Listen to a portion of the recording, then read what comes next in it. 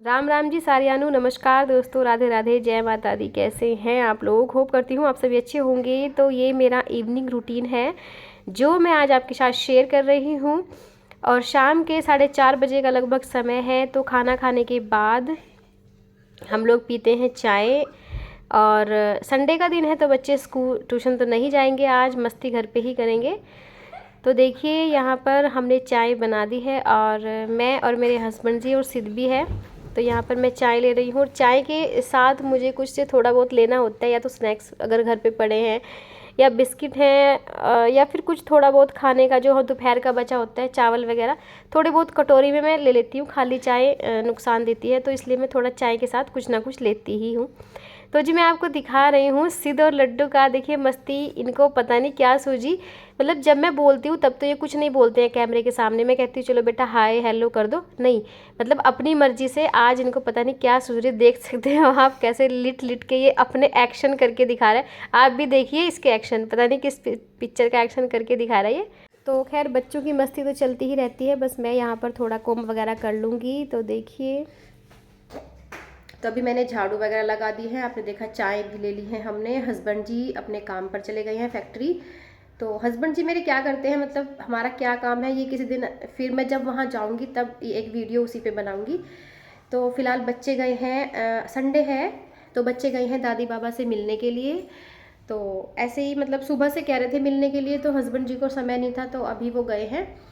तो बस शाम के 6 बजे हैं। वैसे ऑलमोस्ट मैंने अपना काम कर ही लिया है, जो थोड़ा क्लीनिंग वगैरह का होता है। तो अभी मैं जाऊंगी किचन में। किचन में आज मुझे बनाना है पुलाव। तो पुलाव की रेसिपी मैं करती हूँ आपके साथ शेयर। उससे पहले मेरे कुछ बर्तन पड़े हुए हैं, थोड़े से चाय वगैरह के बर्तन है, थोड़े बच्चे कुछ बीच बीच में थोड़ा थोड़ा खाते पीते रहते हैं, तो वो बर्तन है वो सारे साफ़ करूँगी। और उसके बाद फिर अगर मुझे समय मिला तो मैं थोड़े से कपड़ों का भी अपने कपड़े ऑर्गेनाइज़ करूँगी, जैसे सर्दियों गर्मियों के इधर उधर उठा के रखने होते हैं, आपको तो मालूम ही है। तो थोड़ा सा वो भी देखती हूँ अगर मुझे समय मिला, नहीं तो फिर कल करती हूँ। तो चलिए किचन में और देखते हैं अपने मटर पुलाव की रेसिपी। तो जी मैं आ गई हूँ बस किचन में। और किचन में यहाँ पर मेरा ये जो मलाई आप देख रहे हैं ये काफ़ी दिन से इकट्ठी हो रखी थी।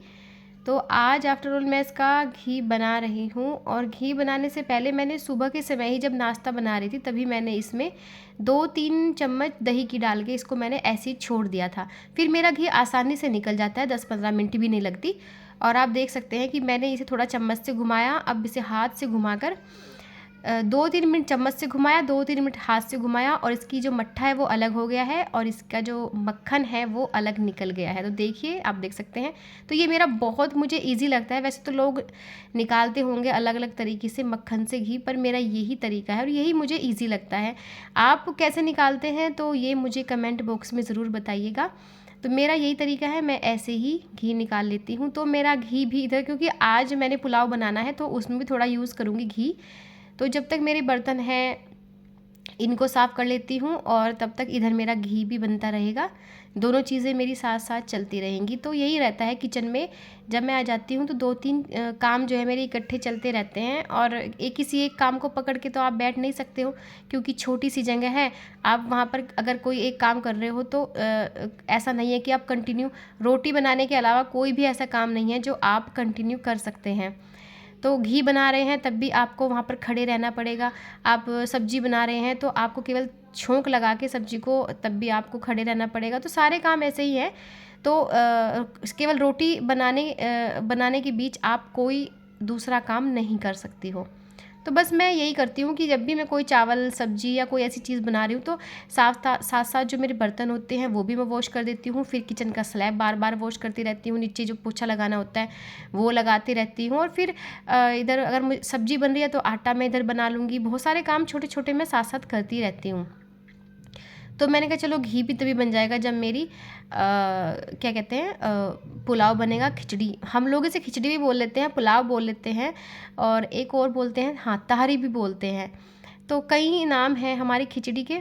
तो देखिए जो मैंने मटर कल शाम के समय छील के रखी थी वो मटर अब मेरी आसानी से यूज़ हो गई हैं। और इन छोटे छोटे टिप्स हमारे हम लेडीज़ के बहुत काम आते हैं अगर हम इनको थोड़ा गौर करें तो कोई भी चीज़ आती है मेरे घर में, सब्जी मटर वगैरह और अगर सब्जी भी आती है तो वो भी वैसे मैं छील के काट के पन्नी में, मतलब पन्नी होती है या पॉलीथीन जिसे आप जो भी आप कहते हो, उसमें रख देती हूँ कभी कभी। तो देखिए मैंने यहाँ पर अब 1 गिलास चावल है, 1 गिलास ही मैं भिगोऊँगी, ज़्यादा तो नहीं, क्योंकि यही काफ़ी रहेगा। अब जो मेरे छोटे भाई हैं सबसे, तो वो भी आ गए थे कि भैया, मैंने कहा चलो तू भी मतलब खाना यहीं पे ही खा लेना, क्योंकि भाभी गई हुई है मायके अपने। तो भाई तो पुलाव बिल्कुल नहीं खाता है, तो और मेरे हस्बैंड को पुलाव पसंद है, तो मैंने कहा चलो पुलाव थोड़ा सा बना लेती हूँ, 3-4 दिन से पुलाव बना भी नहीं है घर में। और तो भाई के लिए फिर मैंने सोचा क्या बनाऊँ, तो मैंने उसे बोल दिया था कि भाई हमारे मतलब बाहर थोड़ी सी मतलब एक होटल, छोटा सा होटल मान सकते हैं, आप कुछ भी कह सकते हैं, ढाबा बोल सकते हैं। तो वहाँ से ही वो दाल लेके आ गया था, वो दाल मखनी जिसे कहते हैं। तो बस मैंने इसीलिए आटा भी बनाया कि सिद्ध भी ये तहारी या पुलाव नहीं खाता है, तो मैं और मेरे हस्बैंड खाएंगे पुलाव, और भाई सिद्ध और लड्डू खाएंगे दाल मखनी और रोटी। तो मैंने इसीलिए आटा बनाया है। दाल मखनी को देखिए भाई लेके आ गया था, मैंने उसको अच्छे से पोलोथीन में से निकाल के एक उसमें कटोरी में डाल, मतलब एक पैन में डाल दिया है।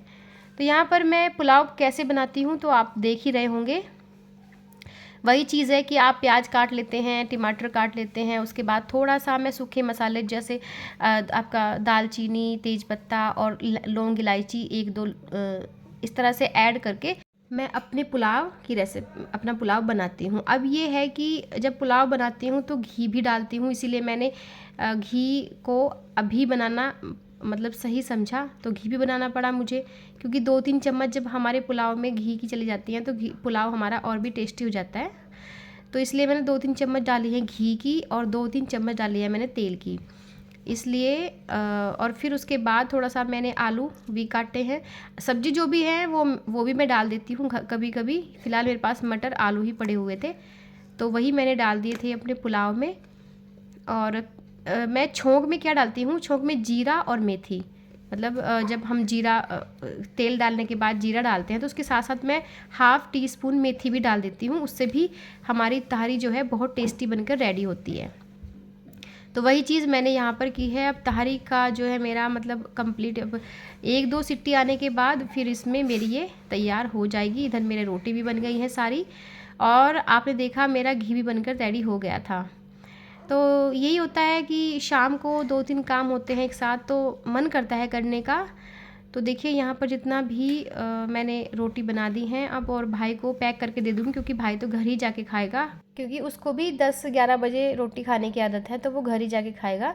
हम लोग खा लेंगे। और जो घी बनाया मैंने उसे निकाल लेती हूँ मैं अलग पैन में अपने स्टील के बॉक्स में, और बस जो बाद का रहता है वो मैं एक कटोरी में निकाल लेती हूँ, जो जलन सी होती है नीचे की, तो वो मेरे रोटी पे लगाने के काम आ जाएगा, कुछ पुलाव में डालने के काम आ जाएगा। तो ऐसे करके बस मेरा आराम से जो शाम का काम है वो निमट जाएगा। बस अब मेरा रह गया इन सबको खाना देना। तो बस यही था मेरा आज का व्लॉग। तो व्लॉग अगर आपको अच्छा लगे तो चैनल को सब्सक्राइब ज़रूर कर दीजिएगा, और अगर आपके पास कोई सजेशन है तो वो मुझे ज़रूर दीजिएगा, मैं उसे फॉलो करने की कोशिश करूँगी। तो मिलती हूँ नेक्स्ट व्लॉग में नेक्स्ट किसी वीडियो के साथ।